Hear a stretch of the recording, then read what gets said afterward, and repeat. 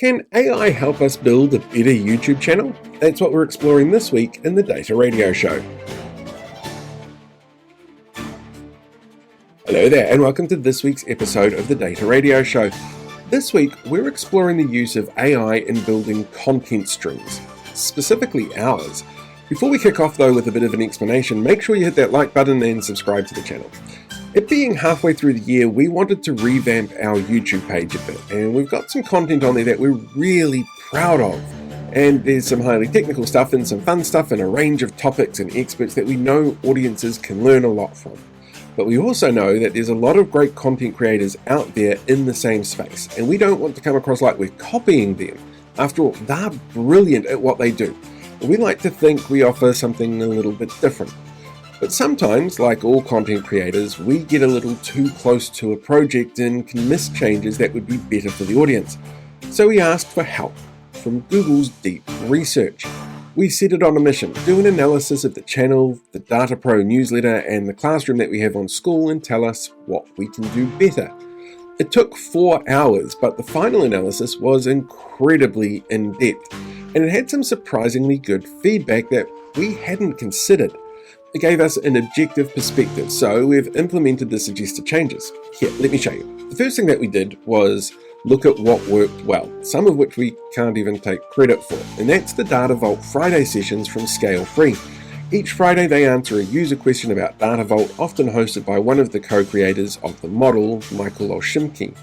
And while that came through automatically on our YouTube channel as a shared playlist, it seemed to be relatively popular with the AI. The other element that worked really well apparently was our most popular section, although it suggested an update to make sure that the content here was still relevant to audiences, which, makes a lot of sense. So those two were definitely staying. It also pointed out that while we have content made for people with a varying range of skill and experience levels, we didn't do a great job of delineating the difference.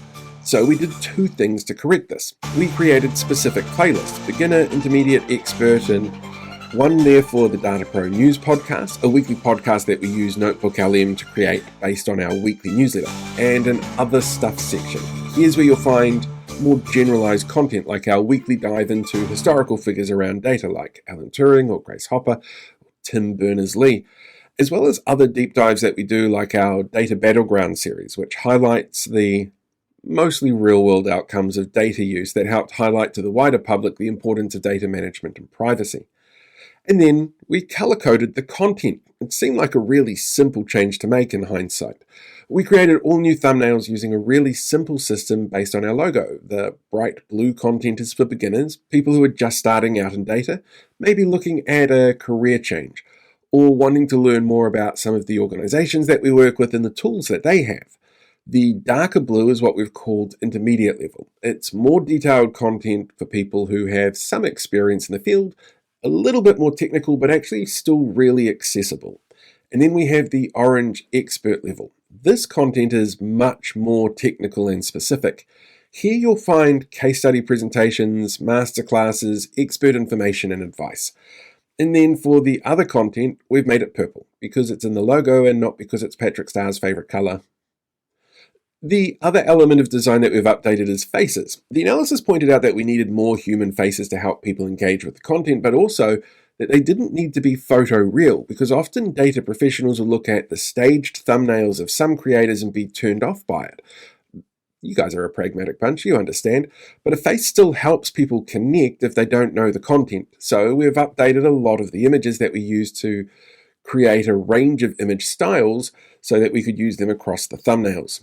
On top of that, we'll also be looking at changing up some of the content more with human connections, for example, like our weekly DataPro.News podcast, and using the content guides on the YouTube page to help inform content, classrooms, and conversations on Skool, and vice versa, taking what we see there and bringing it through into the content that we create.